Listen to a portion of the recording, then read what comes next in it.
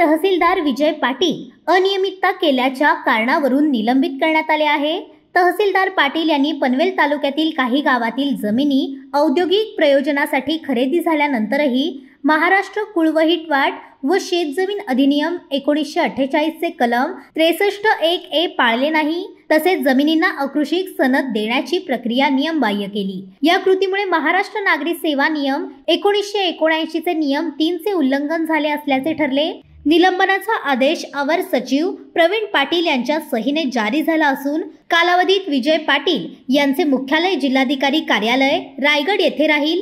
अनियमितता पनवेल तालुक्यातील वादरोली, पोयंजे, भिंगारवाडी, भिंगार, पालीबुद्रुक व भेरले या गावातील जमिनींच्या प्रक्रियेत आढळली आहे।